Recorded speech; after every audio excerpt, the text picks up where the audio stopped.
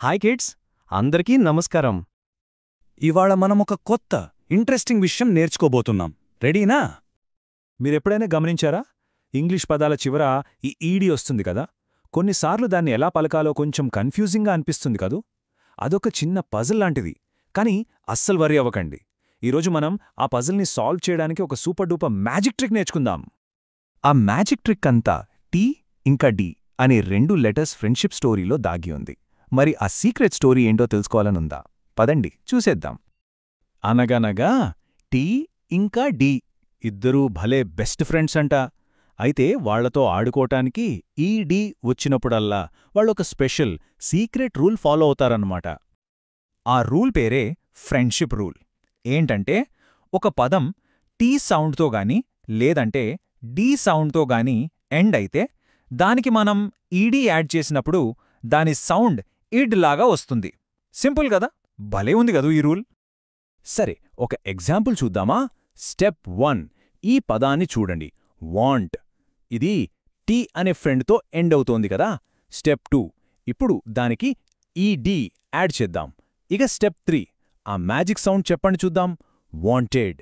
చూసారా ఎంత సింపుల్. ఇంకొన్ని ఎగ్జాంపుల్స్ ఫాస్ట్గా చూసేద్దాం. నీడ్ ప్లస్ ఈడీ ఏమవుతుంది? నీడెడ్. నాతో పాటు చెప్పండి, నీడెడ్. గ్రేట్.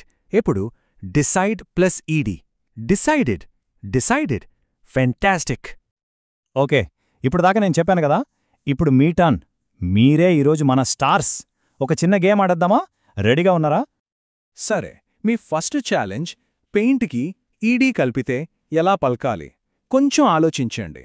ఈ వర్డ్ టీతో ఎండ్ అవుతోంది. సో మన ఫ్రెండ్షిప్ రూల్ గుర్తు తెచ్చుకోండి. పెయింటెడ్. సూపర్. మీరు గెస్ చేసింది అబ్సల్యూట్లీ కరెక్ట్. చాలా బాగా చెప్పారు. రౌండ్ 2కి రెడీనా?